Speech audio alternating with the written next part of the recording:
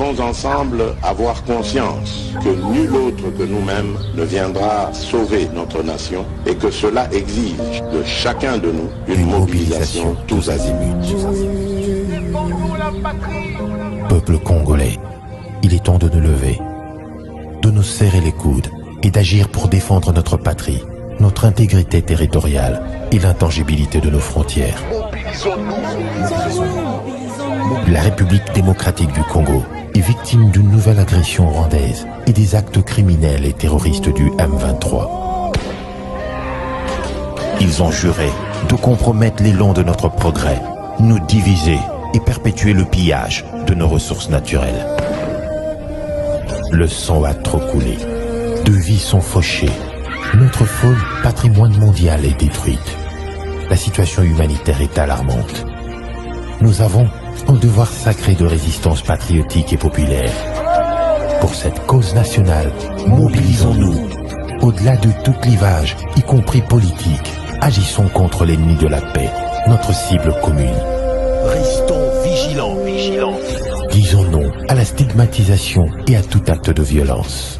Exprimons toute notre solidarité aux compatriotes victimes de cette agression. Mobilisons-nous, apportant un soutien total et indéfectible à nos vaillants FARDC et à nos institutions pour rétablir la paix et la sécurité. Ensemble, défendons la patrie et gagnons cette guerre insensée du M23, appuyée par l'armée rwandaise. Battez-la écolo, Bendele Koyate.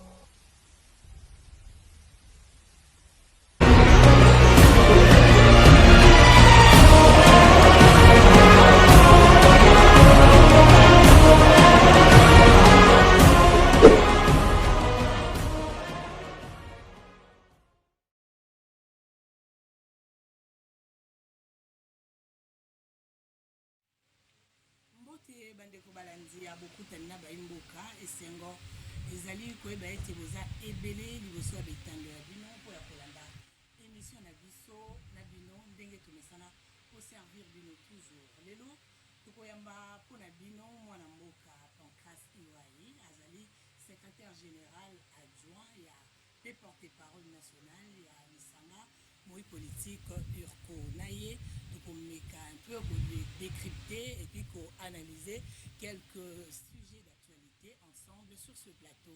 Naboke bipenza bandeko bozala branché pe bolanda biso mona mboka mbote maman esengo vraiment eza makasi ko yambo lelo mokolo lelo na plateau kokutana na baimoka ngai nde naza na esengo makasi pamba te nalandaka bino mingi me nalobaka mikolo mosusu ngai mpe ifo naleka na plateau oyo elobaka na ndenge elongobani baaktualité ya mboka na biso lelo libako epesili ngai na sengi oyo d'abord botondi na sengi botondi na bato ya chaîne nyonso.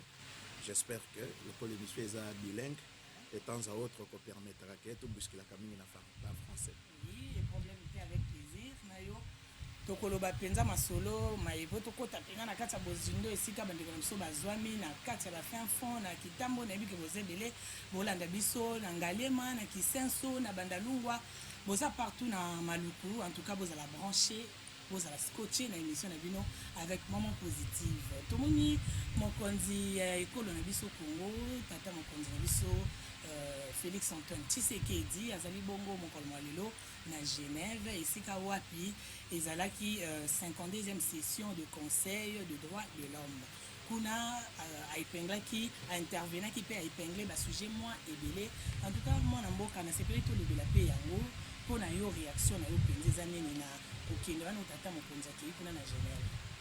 Ouais maman le quoi na lobaki utai bandele émission na bino eza na particularité moko ya kolobaka makambo etali penza mboka epi elobaka ngo na mozindo penza ezala te kaka ba émission epesaka mikolo nyonso ba polémique ou bien kosuwana na lingala na awa eza émission ekolakisa penza na mozindo masolo ya mboka oyo esika mokonzi ya mboka sika wazali na Genève na mboka Suisse ezali lisanga ya oyo etali makambo ya droit de l'homme ya Nations Unies et kuna mingi balobaka makambo etali botosi ya bomoto ya bato et puis de temps à autre biso RDC kala mingi ezali kaka rapport ya o babomaki bato na marche bakundaki bato sa batosa ndenge loko bandenge kobwaka bato na mabulu o babengi fo cette commune basali boye bakangi bato parce que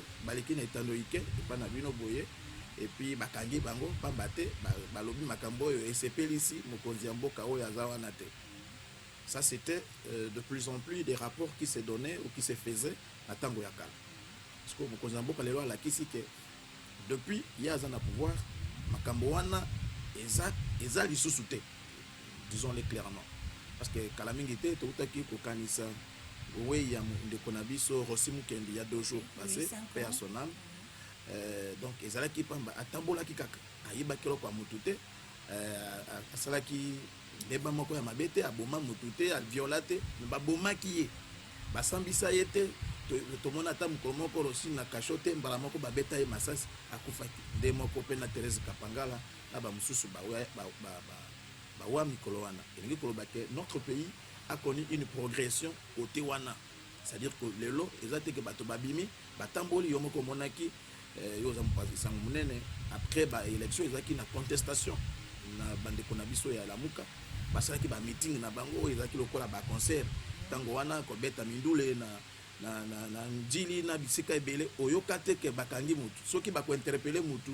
na pourquoi bazongisi ye kutu ye moko honorable député Fayulu asalaka bamarche na ye na mutuka atamboli mpenza na mutuka bakoconteste yango bato babi mpona bato mosusu bakoloba ke likambo wana tata mokonzi abetisi ete ke depuis aza na kiti ya bokonzi bakokangaka bato lisusu en désordre te, mais bato mosusu mpe tokomona déjà base souleve na bareseau mpona koloba ke makambo mana ezali bongo lokuta mpona bato wana oyo bakoloba ndenge wana tokoki koloba nini yango omoni mama congolais biso toza mingi na distraction nalandaki ndeko na bino tisalusa kwe nazalaki ye na mama mwasi ya Kondo Maréchal mama Bobila Dor mama alobi congolais to Zaïrois ayebi eloko alingaka te Zaïrois penza congolais ayebi te akolela soki obongisi yango alobi na te il change tout de suite là d'avis bato bakolobaka bazosala yango soit na ignorance c'est-à-dire kozanga koyeba soit bazosala yango na nko parce que oye balobi droit de l'homme nalobaki bato kotambola moto abimika kotambola ndenge to nani Rossi Mukendi abimaki babeti ye masasi olobi kalikambo bike te mboka ezotambola te boye baye bakangi yo wana nde ezali koastreindre liberté na droit ya bato. Mais soki moto aleki nde naleki awa nalobi moto ya yibaki boy moto ya abomaki boy mais l'État il faut abenga ngai te atu na ngai babi papa yo lokolo za na makambo wana oyebi yango yaka oyebisa biso nani abomaki ezaki na circonstance nini oyo ba etali droit commun, c'est-à-dire que zuzi il faut abenga yo alakisa parce que eza soit faux bruit lokolo ke okotia makelele oyo ekotinda bana mboka bato soulever ou bien batomboka soit au calomnie donc au conseil moto likambo soit diffamation, c'est-à-dire aux angi lui-même n'y a pas bot moninga mususu yango wana l'état il faut tout parce que liberté za libertinage était liberté lingi ko ba sala makambo na alima oya kotosa moninga nani oyo nani liberté moninga yo kotosa oya yo ko likate de to mona ki moto bato mususu balobi ke chaque nani butu mobimba ba vieux e be makaba millions de dollars et bi makapoto mais siko soki suza bengi abike OK lokola o wana eza mbongo ya mboka eza mbongo ya mutu te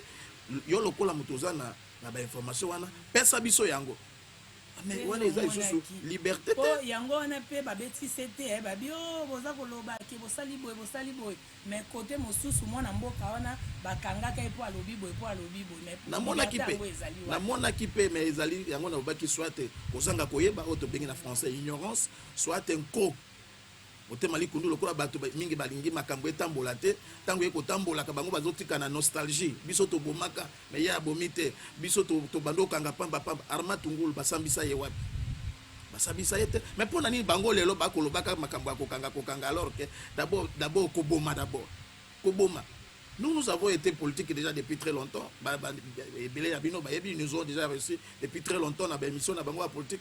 Mais tous ceux qui sont ibomimi boyebi si bobi mananu te parce que on ne sait pas qui est dehors tout ça ou bien des directeurs, soit des journalistes, on a Tchébino Namoutoukanae, Kabino place mais aujourd'hui, on ne sait plus voir ça. Il suffit de voir multiplicité avec émissions politique. Okuta Mutumussu, il n'a même pas l'ABC de la politique, mais il parle de la politique. Mais on laisse ça passer. On commence une activité opposition et qu'on les canards TNC. Ce qui était hier presque impossible. Vraiment, et donc, nous pensons que de ce côté-là, parce que c'est ça justement l'opposition en RDC. C'est-à-dire, lorsque c'est noir et c'est blanc, le fait que tu es opposant, il faut voir noir. Ça, c'est l'opposition et pas Nabiso. Alors que, à ta constitution, Nabiso, et que le bataille que l'opposition, contester. Non, il y a des gens qui sont dans la prison pour des raisons de droit commun. Mais ils ont que parce que Tambolaki, ils ont parce que Balobaki, sinon ceux qui koloba. Mais chaque jour on devrait arrêter. Mais pourquoi on n'arrête pas? Pourquoi on n'arrête pas? Alors je devrais concilier sa maman pour me sa liberté et droit de l'homme. Mokozambo Tiaki Pesa, il a insisté énormément pour na Batouana. Tango ya Karato Bando Mona Kaka RDC violation des droits de l'homme. Mais violation des droits de l'homme, il y a Koufa, il y a Batoua Koufa chaque jour l'est du pays. Nos mamans violées, violentées, nos jeunes filles violées, les enfants enrôlés dans l'armée. Mais les nanés, qu'est-ce que veut dire? Liberté, ni nos droits, ni nos équipes, ma bé, net, ça, ma camboto, comme on a l'est du pays. Ma camboana, ils ont nanini, Suisse, guerre, bitumba, ils ont l'est du pays. Mais bitumba, ils ont l'est du pays, toye bipé. Notamment notre voisin direct qui est le Rwanda, n'a pas entreprise multinationale où ils ont un potoir. Et ça, c'est très, très important. Il y a un moni Congolais, le Congolais préfère être dans la distraction pour dérouter ils vont parler d'un individu, des individus. Ils ont un problème à droit commun. Liberté, au nom de la liberté, non, c'est là où commence la liberté que commence celle des autres. C'est comme ça, il y a des tas de... Et moi, je suis le plus important de la sortie du chef de l'État, où on a retenir, et ça que le chef a martelé encore une fois. Pour des gens qui ne comprennent pas pourquoi il se déplace. Il se déplace parce que le pays est victime d'un complot international. Congolais lo bakango chaque jour neti koyemba mais ayebiti na nangote soki toza un complot faut symbole ngo malamu po baimboka ba koyeba te évidemment a voyageaka dépense ya mbongo à l'état soki na ba voyage nzoka ne mbongo wana ezoki na ba déplacement pour une bonne cause. Tout à fait maman. Ça signifie que madame la journaliste baimboka il faut bayebaka yango que biso tolingaka une chose et le contraire, ce qui n'est pas bien. Il faut tout changer. Et ça pas plutôt qu'à Lelo et pas Félix Tshisekedi, même le président qui viendra demain, tout changer l'attitude de Wana, madame la journaliste. Complot, ils ont un complot international. Ce qui va dire complot international, il dit que Bamboka est belé, ils ont singa na biso, ils ont musika baza contre biso. Ce qu'on peut trouver solution Wana, au Kozaka nanda kunayo. Mais c'est pas sérieux. Ceux qui ont un problème, na voisin na yo, na bateau belé. Mais on est obligé à kendo. Combien pas oyo? Oye bisi etala likambo boye to bongisa. OK, c'est ça le problème. Même moto ya kanisi avion bateau basala ka chaque jour ba mission d'avion. Ils vont vous dire que madame la journaliste, le voyage le plus pénible est un voyage avion. Et ça précise peut-être tant que na se boye. Au moni bateau avion, mais c'est le voyage le plus pénible. Donc, à cause de la privilège, attendre chaque jour en avion, c'est vraiment pénible et pas naïf. Mais c'est parce que notre pays a un problème, un complot international. Complot international, il dit que Bamboka est belé. Ils sont contre Bisso. Parce que pour trouver une solution, il faut que nous coutons. Til Kambo est résolu. Il y a un hommes comme on a appelé Moussou Ezalaki par exemple. Parrain, il y a Rwanda net États-Unis. Comme nous avons condamné. Et le Kolobake a condamné que si Messika Moko permettre que Batunyo soit pas monake, Rwanda a fautif. Et puis il faut insister. Le Rwanda était de toute façon c'est le Rwanda qui se plaignait. Oh, on tue tous Rwandais, on tue les tous Rwandais. Oh, il y a tout ça. Ils veulent être exterminés. Tout ça. C'était ça. Et on a laissé à Kagame de faire cette diplomatie. Tout à fait. Assez victimisant. et ça là que bato nyonso basalisa kaka mawa oh bato wana bakufa bosala bango boye oya biso ba okufa chaque jour ce que Congolais azoloba te bavion o le Congolais mona te sima il faut ye parler kabisika nyonso ya kenda ka ko se plaignaka ko lakisa bato wana te ayaka ko koko sabino eza boye boye te yango ozomona ba voyage wana mais voyage wana eza jamais moment de plaisir eza passé parce que yé pe le ko la biso azana besoin ko se reposer azana besoin ya ko voyage en avion aza mututi yo kanisi yé pa banga avion te ye mutu asala ya zanzambe mutu atamisa na avion te aza mutu mais eza mpona mboka yango ozomona azosala basacrifice e mutu azoyeba yango te azosango na nko soit une ignorance tomonaki samedi euti koleka awa tata mokonzi ya mboka azwaki baton na ye ya commandement apesaki yango na ndeko mosusu esengelaki akoma kokamba kobanda mokolo ya samedi le 25 nde azwaki mpenza baton wana ya commandement ya CEAC mpona yango mpenza tokoki koloba mpenza ke diplomatie kote na ye kote wana ya diplomatie Félix Antoine Tshisekedi aza bongo makasi kote diplomatique. Oui, bien sûr que oui. Omoni baparti na biso na baparti politique bapesaka mingi bato baresponsabilité na bango eza mpona bapréparer biso lobby oyo toyeba kogérer la chose publique. Yango omoni eza na secrétaire neti ngai oprésente ngai ne Mandela naza secrétaire général adjoint chargé d'administration et communication naza pe porte-parole national du parti elingi koloba ke lobby soki na komi ministre et que bapesi ngai yo wana je peux avoir la facilité ya kotambusa ngai pamba te déjà na parti na ngai nasalaki. Or ce que otali déjà parcours na ye ya azalaki secrétaire national en charge de la diplomatie relations extérieures elingi koloba ke c'est vraiment un domaine où il maîtrise le mieux. Et on sait voir ça, ce qui est l'autre au monde des bouches, les langues plutôt qui se sont déliées pour la pression autour du Rwanda. Le Rwanda n'est plus la star connue dans la communauté internationale, dans les colloques internationaux, parce qu'il y a une diplomatie agissante où il s'agit de contraindre. Kagame a commis les lots, qu'on se plaindre, et a commencé à boycotter beaucoup de colloques. Et ça pour que de l'autre côté il y a quelqu'un bien la jeunesse je crois c'est autour des années 83 si ma mémoire ne me trompe pas ils ont d'abord un contrat comme si un colloque ou une convention entre la RDC à l'époque Zaïre na Gabon ezaka eloko moko ya bongo boyokani moko ezalaki entre RDC Zaïre tangwana na Gabon sikoyo avec le temps et ko sala ke ba pays nyonso ya Afrique centrale bakota na organisation yango. Cette organisation d'abord est économique. Elle est économique. C'est une organisation économique de l'Afrique centrale qui a d'ailleurs donné naissance à une autre organisation qui est en train d'être peut-être ça sera installé d'ici très peu où on aura un marché commun, une monnaie commune, tout ça. Bon, la diplomatie agissante du chef de l'État, elle n'est pas à démontrer, d'autant plus que dans ce qu'il fait, d'abord c'est l'option diplomatique. Yango zomo na bato misu balobaka, oh mais pourquoi il n'attaque pas le Rwanda? Pourquoi parce que yango pe Congolais bande kolila. Pour mikolele ki wana tozolo bande ko ba o ba bi c'est on dirait et ko bloquer nde biso poto agir contre Rwanda. Basoda la bango batieli biso en tout cas ba zone tampon wana yo sa mwanu koko sopote armée na biso ko ka se défendre mokonza mboka kaka il faut alongwa nzoka nde ba imboka babanda ki penza ko comprendre te tina nini ya likambo ngo wana ya CEAC. Ouais, ben vous savez il y a je vais dire omoni la question publique maman la question publique il y a un niveau de compréhension et surtout les questions sécuritaires. Nous sommes l'unique pays au monde où vous trouvez sur un plateau de télévision les gens en train de parler même de Marc et Aminduki. Attends Marc et Amassas. Nous sommes l'unique pays. Quelqu'un passe à la télé comme ça, il va dire non, c'est autant de kilomètres, c'est autant, ça les replis stratégiques. Non. Il y a des questions de sécurité. Par exemple, lorsqu'on parle de questions de sécurité, il y a des questions taboues. Et d'ailleurs, lorsque vous lisez même Machiavel, il vous dira que l'armée, c'est l'entreprise la plus silencieuse au monde. Et donc l'armée n'a pas trop de temps de communiquer. Ce que notre peuple doit savoir, c'est que les multinationales, au Basalaki, qui pays n'habitués dans la situation difficile, avaient leur courtier ou leur commissionnaire qui est le Rwanda. Or, yo yebiso qui biso epana biso balobaka soki nyoka mon ami eswaka lisusu motu te. Si vous avez déjà vu le serpent, il ne sait plus mordre.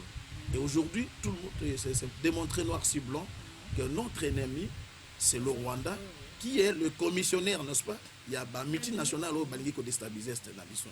Et que le président de la République, étant congolais de père et de mère, même s'il y a des gens qui sont très gênés entre le Bakango, un Congolais patriotique qui aime son pays, a jamais permettre que bon cannabis soit là, ils ont tampon. Mais les accords, il faut que ça aille en pour l'unité.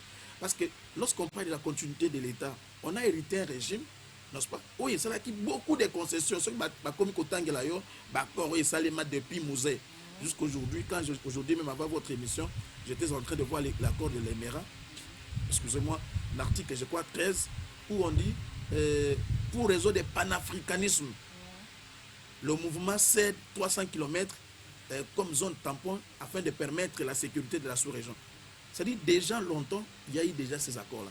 Tant que Kagame a le chaque jour, bon respecter l'accord.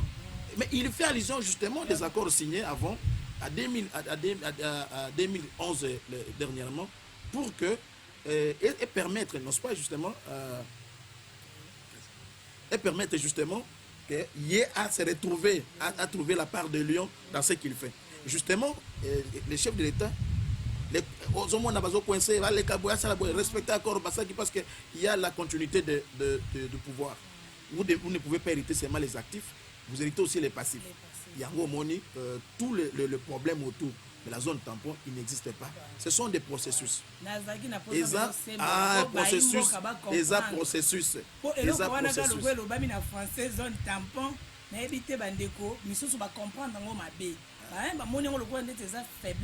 na côté ya Congo nzoka nde bayebi yango te en tout cas sembolelo yo bato bazalaki avali biso mama journaliste balobaki ke mo M23 eza un mouvement national. Le régime qui précède le nôtre balobaki balobi M23 eza un mouvement national. Or ce qui est un mouvement national babengi yango rébellion. Rébellion azaka un objectif kaka ya ko déstabiliser pouvoir. Parce qu'il estime, un groupe de gens estime que pouvoir ils ont respecté la loi, tout ça, bango va s'y rébellion contre ce pouvoir-là. Or, l'homme 23, depuis que Tozanaya,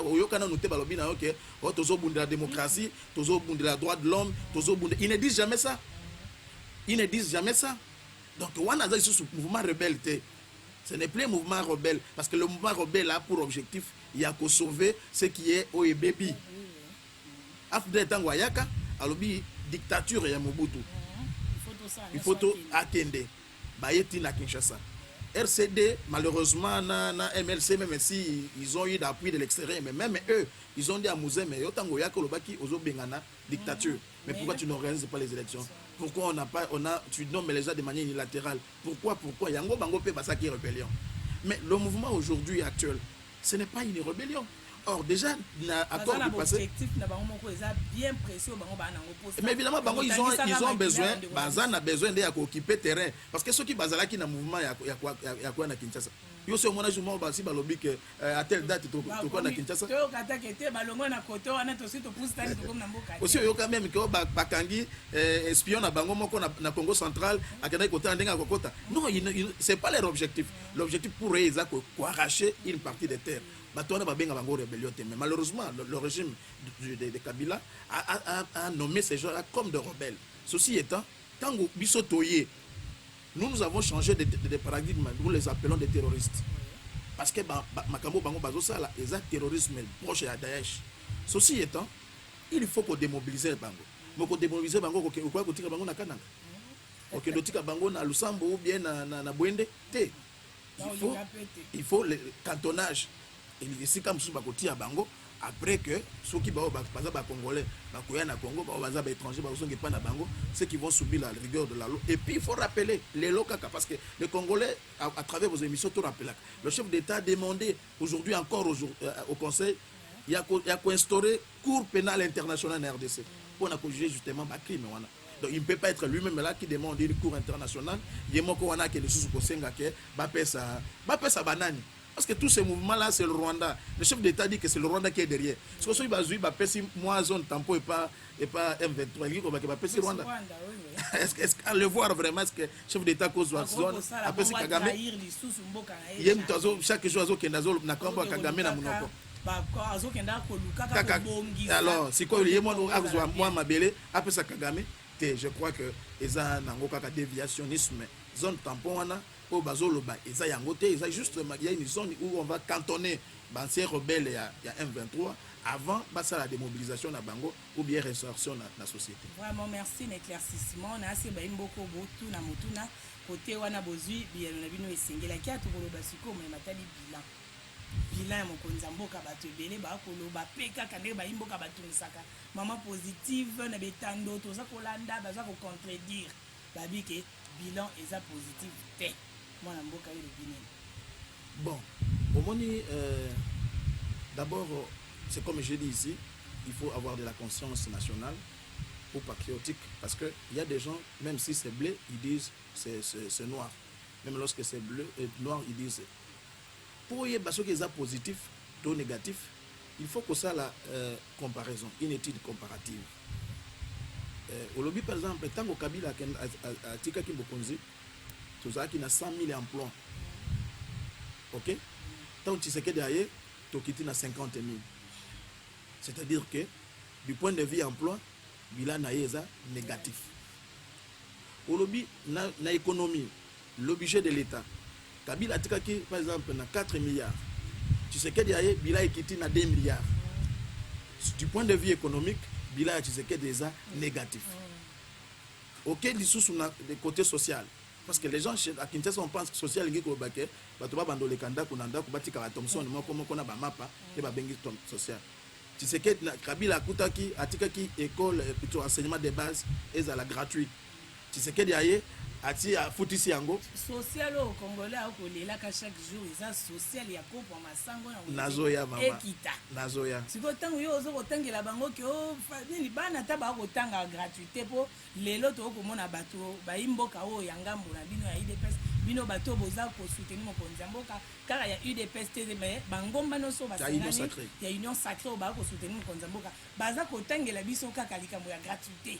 On dirait des gratuités na place olande bolongi makasi to ndengeni mais ekolo masango na wenze talo nango eza ya komata mama zoko kate et puis dollar pe siko to komi déjà na 23 vous comprenez place sango eza ko sa ba imbo kapasi po ku ya vie ya chaque jour eza difficile place olande ba ko tangela pena mo konzamboka ba bien en tout cas wa papa okoyi na yo okoyi pinza omoni mama tikana sikamuke pambate oyebi biso il faut tout ça li sakaba imboka yango il faut to yakana ba émission neto ya bin ils a très suivi par bato bayo kaka tango biso to omoni ezati na pe bino boko proposer ka des sujets importants bongo social ngi kolobate kaka eloko ya kolia social ngi kolobanini kolala kolata komela kokende na l'hôpital soki obeli kokende kotanga nyonso wana nde babengi social. Siko social wana mama ezowaka je vais dire de réponse niano. C'est grâce n'est-ce pas au budget de l'État. L'État ne peut pas réaliser politique nyonso wana ce qui budget na ye ezate. Ça c'est d'abord un. Et donc ce qui le budget est mati. Et c'est une réponse vraiment vers les problèmes que connaissent le pays. Mais parce que tout voyage de 1000 km commence par un pas. D'où on a commencé par le grand pas, le pas géant. Pas géant, la scolarité. Parce que si on veut développer un peuple, on commence d'abord par le mental. Au Moniba Pinet Chine, moi j'ai eu la chance d'être 2 ou 3 fois en Chine. Du point de vue industriel, on n'en parle pas. Mais pourquoi on ne veut pas dire que la Chine c'est un pays développé? Parce que le niveau ya bango ya kotanga nanu est comme na niveau exact que net pays développé. Vous savez là où je travaille, c'est pas important de dire dans le plateau. On a la chance de circuler quand même à travers le monde. Mais vous allez voir que au Kenya en Chine, tu veux dire que tu te retrouves comme dans mon village. Où des gens ne connaissent pas la monnaie, ils ne connaissent pas lire, ils ne connaissent rien, bato wana malgré que bazana banzela ya bien malgré train le kaka chaque jour malgré biso ba touriste ou bien ba visiter to le kaka wana ba ko benga bango développer parce que notion conscient intellectuel na bango ezali rien assez. Et donc si nous voulons commencer par le développement et puis yokana no Chine alobi na oteke oh pona ni ba classe ka biso na pays développé non la Chine ne peut pas dire ça. Balobi kaka le pays industrialisé très avancé. Alors que les États-Unis attention qui n'a pas mouké, il y a mouké pesant au coup là il y a de tout le monde à étudier, tout le monde comprend le niveau de vie, tout le monde sait réclamer le droit, tout le monde sait agir comme patriote américain. Lorsque les États-Unis sont attaqués, c'est tout le monde qui est dans l'alerte. Pourquoi? Parce qu'ils ont la tête. Ça ne pouvait pas être un débat politicien kaka nabino va passer ça. C'est un débat qui devrait concerner tout le monde. Mais ah oui, pas n'abisso qui ah ma campagne était pas politicien. Vous savez pourquoi? Parce que le quotient intellectuel, parce que le niveau est en assez. Et d'où on a commencé par là. Parce que ce que nous bomande éducation nango. Et donc le plus grand coup ou le coup magistral au chef d'État ici Reza côté enseignement de base gratuit. C'est ça le plus grand coup. C'est ça le plus grand social. Parce que si vous avez le cerveau, vous avez créé le pain. Si vous avez le cerveau ici, je veux dire un cerveau instruit. On peut créer un zéla. On peut créer avion, on peut créer industrie, on peut créer nyos. Yango tango na lo banayo nabi e bandeli nyos. Ah tozaki tout ça la kama panabiso na o babengi le bleu. Bleu wane utakana Ukraine. OK? Ukraine lelo bitumba et sali batonyo so bayebi yango. Et provoquer ce qu'on appelle la crise mondiale. Blé wane ya kalisu ndenge bando ya lisusu te. Bon dites-moi, qu'est-ce fait le pays? Mais si nous avons des génies, ah wa mutu moko a proposé qui abimisaki ma pa basala kayango na farine de manioc. Mais ça demande quoi? L'intelligence. Regardez le Japon, madame. Après les bombardements de Nagasaki, le Japon dit non, qu'est-ce qu'on doit faire? Oh, bah, Balobi, Abengi, professeur d'université, l'empereur de l'époque, Makanisi. Oh, tout ça, ni to bandana na construction, Balobi, Makamakuban na construction, comme ça, ni ezate, to zouabana, moko na biso, bakendo tanga, bisika bana ya occidentaux batanga. Ça dit là où les Américains étudient, par exemple, à l'université d'Harvard, à l'université de la Sorbonne, des grandes universités, mais bakendo ça, le domaine mokaka, domaine industrie. Et le Japon aujourd'hui est parmi les G20, les G8. C'est-à-dire qu'on a donné le quotient intellectuel indiqué par Banana Bango. Et ça fait que, donc je vais vous dire pour finir que le bilan est largement positif, d'autant plus que d'abord le quotient intellectuel. Maintenant, pour Nani Biso lobby que dollar et matin, parce que nous avons ce qu'on appelle une économie fragile. C'est-à-dire que une économie à ma capacité. Mais il faut tout bango parce que nous avons succédé à Kabila qui a fait 18 ans au pouvoir. A tiré qui budget à peu près 4 milliards pour une population de 90 millions. Si vous avez 4 milliards divisé, attends mon école primaire à Kosalango. A divisé à pas 90 millions de personnes par an. Moutakozo a combien? Le pays a combien de devises? Parce que ceux qui franc congolais le économique au Kita, parce qu'il y a ce qu'on appelle l'offre de la devise. Je ne vais pas donner au cours de l'économie monétaire. Ça dit que dollar les amingité, sur le franc est belé. Bato bazo ke ndosomba kabiloko na bango libanda bazo ke ndosomba biloko na dollar et ce qui fait que de temps à autre ba koluka basomba dollar mingi et puis ils peuvent brader les francs congolais yango monaka los ya monnaie ezaka pona wana et donc par rapport à côté ya social il est démontré que la situation est stable toke côté armée on venait de parce qu'on a lié sondage joint tout ça lango à Kinshasa et à l'intérieur. J'arrive parce que je sais que la télé c'est le temps. Par rapport à la sécurité, nous venions de voter une loi, la loi de programmation militaire. Cette loi permet, n'est-ce pas, à l'RDC, au armée Nabiso, de signer par exemple un contrat avec des multinationales. Il y a un peu de armement Nabiso. Ils ont déjà de temps à autre et là comme c'est aux Zangaki parce que nous notre pays ne pouvait pas s'acheter des armes avec ce qu'on avait déjà à son temps. On était dans l'embargo, on a levé cet embargo. Donc aujourd'hui, la sécurité de notre pays, nous pouvons prétendre que biso tiko kende to contracter à banque moko boye à son biso matériel militaire. Ça, c'est le côté sécurité. Et nous voyons les avancées, comment en train d'être fait. D'un côté, il y a l'emploi. Kabila a laissé au moins 20 000 payés seulement dans l'État. Aujourd'hui, on parle de 60 000. Donc, une augmentation exponentielle. NP. Non, c'est une action gouvernementale parce que le ministre a oui, félicitations à lui. C'est mon professeur d'université, d'ailleurs, à qui j'ai beaucoup d'admiration. Mais c'est une action gouvernementale parce que ce qui a attiré politique, il faut montrer la finance à il faut montrer l'économie à sa production. Donc, c'est une action commune au gouvernement. Qu'on puisse, normalement, aujourd'hui, comme on a il y a plus de NP.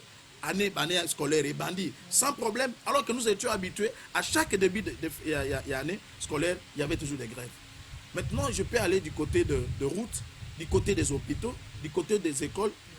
Il y a dans chaque province, dans chaque province, vous trouvez au moins un nouveau centre de santé, une école qui est construite, mais ce n'est pas suffisant. Tout a été fait. Non, parce que nous sommes dans une situation, chef d'État, gouvernement, peut-être quand il arrive au pouvoir, il trouve, comment on appelle ça, Ebola. Le régime passé n'a pas fini ça.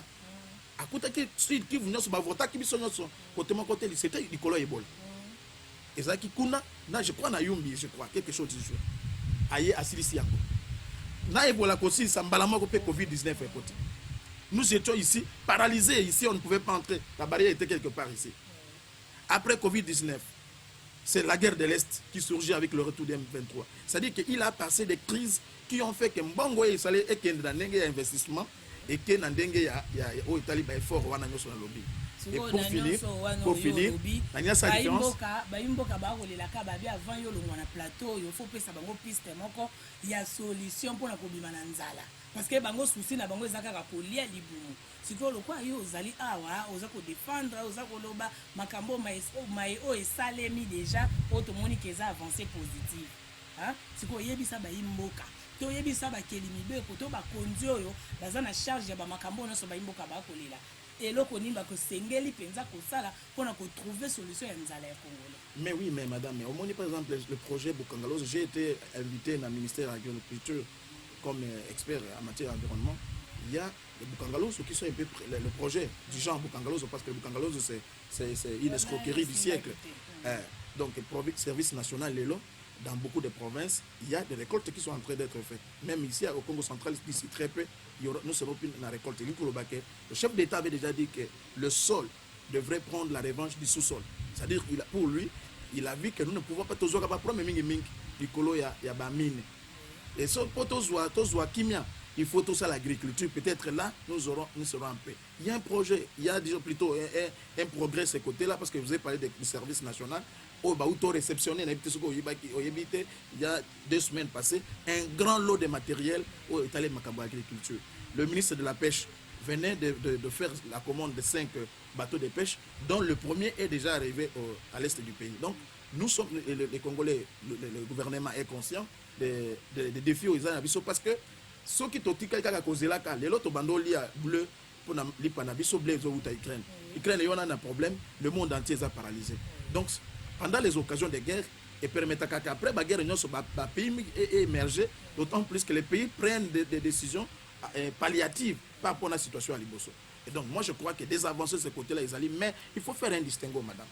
C'est comme j'ai dit avec vous, les mêmes besoins qui sont dans les centres urbains, ils en ont bambo kate. Dans mon village, par exemple, il y a des mamans qui ont des riz, mais ils sont à côté kate.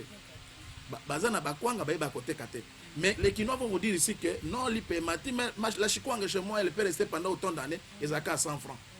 Donc là, il faut être relatif. Or, Namboka, kuna soko kuti bato bazaki bana bakokai kotanga te. Mais bana na batangi, le bilan est largement positif. Mais quand nous sommes dans le centre-ville, par exemple, quand il y a un problème de courant, quand il y a un problème de transport, on a pourquoi. Moi, chez moi, par exemple, à Pélingue, les enfants vont à 4 km dans Makolo, Makambo, il y a transport et Yebi Bangote. Ça veut dire que lorsque vous faites les analyses, il faut voir que le besoin, il y a ma ville. Et ça, besoin très différent parce qu'ici on parle le courant, on parle régie des eaux, on parle le transport, on parle le pain. Or, le pain ne se consomme pas chez moi. Et l'augmentation qui est ici, tout le monde a pain, les cas qui 150, 300. Chez nous, c'est le matin, le riz le matin, titre, vous trouverez une année, 2 ans, ça n'a pas connu l'augmentation. Et donc, quand nous faisons des analyses, ne faisons pas croire aux gens que le pain qui augmente à Ingende ou bien augmente à Loja ou à Bouende. Non, ce n'est pas la même chose. Les réalités des centres urbains, ils sont différentes dans la réalité. Donc, bref, moi j'estime que le budget, le bilan plutôt du chef de l'État, est largement positif, mais il y a encore beaucoup à faire. Il y a encore beaucoup à faire et encore beaucoup à faire. Nakolinga to chuté na moi lisolo et pesi moi nungu ya Corneille Nanga oki makambo alobaki na ba réseau et pesi pito pale ke yende ye moko mi bimisi ke yende moto asala ki ete ba corps ya crash nani niezala soki ya alobaki te mbele lelo mbele wana nazoyeba te ata yo moko yo pe moi politique okoki kososolisa biso mpenza likambo nini mpenza zo insinue na kati wana soki ye te mbele bon nayebaki na nga ke okosukisaka na mwa polémique moko boye te eza polémique te mais ezaka listo foto yeba. Moi je prends cette histoire sous 2 aspects. Aspect à liboso eza d'abord aspect légal. Quel est le rôle de la CNI? Le rôle de la CNI est d'organiser les élections et de proclamer les résultats provisoires. C'est-à-dire depuis enrôlement, après appel à candidature, après validation des candidatures, après ti Nkoloya, organisation inscrite na proclamation des résultats provisoires. C'est ce que Nanga a fait, plus ou moins, au Tomonaki. Et résultat n'a été proclamé, il y a ce qui va bien provisoire parce qu'il y a une institution qui confirme ces résultats-là. Au Babengi Cour constitutionnelle. Donc, c'est une proclamation provisoire. Dès lors que la Cour constitutionnelle a confirmé les résultats, c'est sous-entend que Nanga a fait un bon travail. Parce que si le résultat n'était pas vrai, eh bien, la Cour constitutionnelle devrait renvoyer les résultats. Nous avons vu, par exemple, au Kenya, ce que la Cour a fait, c'est qu'elle a rejeté les résultats et on a refait les élections. Bon, chez nous ici, la Cour a démontré, il y a des gens qui ont contesté, évidemment nous avons vu, vous et moi, mais ils n'ont pas été en mesure, n'est-ce pas, d'apporter les preuves qui montraient leurs allégations. Et bien, celui qui la CNI a confirmé, a proclamé, a été confirmé par la Cour constitutionnelle. Sous l'aspect juridique, c'est-à-dire que M. Nanga n'a qu'un rôle, celui d'organiser les élections et de proclamer de manière provisoire. Maintenant, s'il est entré dans le terrain politique, je crois que, personnellement, je n'ai pas suivi, je n'ai pas eu la chance de lire toute l'interview pour comprendre ce qu'il a dit très exactement, mais au moins à travers vos pages, les journalistes, j'ai suivi.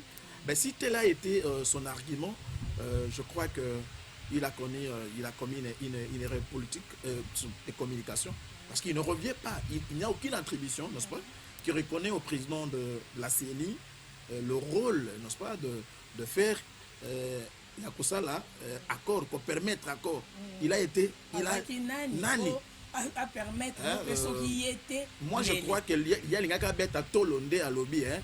Ngai na sala qui élection oyo, autant on a proclamé bato bakufité. Contrairement à l'élection Moussous, ngai pe na proclamé qui est élection pe na bachar de combattre ndenge za ka liboso, ngai na proclamation élection ngai ezala ki liesse populaire. Bato batambola qui na ko sepela. Contrairement à la liboso qui passe l'élection, Massa c'est bétam. Moi je crois que Nanga devrait être prétentieux pour dire ça, mais Kolobake yene muto a permettre qu'il accord. Alors maintenant il faut binobo bengaye puis surtout parce que nous ne connaissons pas en quelle qualité devrait-il le faire. Vraiment bon na suka na wana pe to moni mo lancement salamaki ya parti politique na yetu kamwe ye mutazaki koto akomi lisusu mopanzo yo. En tout cas merci mingi, merci mingi. Mais il faut tout ça la loi il faut ça là parce que la Cour constitutionnelle par exemple je peux citer la Cour constitutionnelle ce que longo na Cour constitutionnelle on dit 15 ans après au koki ko ça là exercer pouvoir mususuté. Je crois aussi la loi devrait aussi faire de sorte que na CNI pe loko là vous ne pouvez pas organiser les élections. Au lendemain, vous-même, vous devenez candidat président, tout ça. Je crois que la loi devrait être un peu implicite là-dessus. Vraiment. nasi oyo bayimboka bozwi biyano na bino na bamituna ebele bozali komituna na baquestion oyo tomeki un peu kosembola awa na etando ya bino na ndeko mwana mboka Pancras Iwaye oyo azali secrétaire général adjoint mpe porte-parole et communicateur national ya lisanga moi politique urco. En tout cas kimia eumela na kati ya mabota na bino napesi mbote na bayenyonso basungaki biso na nzela ya masini bazaki na nsima ya kamera wana namoni mwana mboka Jean DT Mukendi ye nde moto asali ete bomona plateau na biso kitoko mpe elengi napesi mbote ebele mpenza liboke ya mbe ya makasi mpe ebele mingi nabwakeli ingénieur Mike Yann oyo azali misapi ya wolo oyo asalaka makambo ya kitoko mpo bozwa maman positive kitoko nde bokozwa napesi mbote mingi na bayimboko nyonso bozwi libaku ya kotala biso mokolo lelo ndeko Pancras soki mpoza liloba moko ya kopesa mwa mbote mpe wewe mbote na ngai eza kaka koloba na bandeko ya Sankuru que semaine prochaine tokoya kotika bacandidat na biso mpona enrôlement biso na président national na biso président Simon Ikamba bazela biso tozoya to mobiliser il faut pas s'enrôler parce que enrôlement wana nde ekopesa bango nigisa ke babimisa bato bako lobela bango lobi au lieu to continuer kaka ko se plaindre vraiment boyoki bana Sankuru place nyonso donc Sankuru tozoya boyeba ke urco eza koya kuna avec force bazoya pena avec force na bacandidat na bango en tout cas kime umela na mabota na bino eza bongo émission no beaucoup tena baimboka bokozwango na Astre officiel na YouTube bo s'abonner massivement et bo santé kolandaka toujours programme ya la chaîne sacrée et panafricaine le peuple d'abord nde tokutani mbala ya nsima au revoir.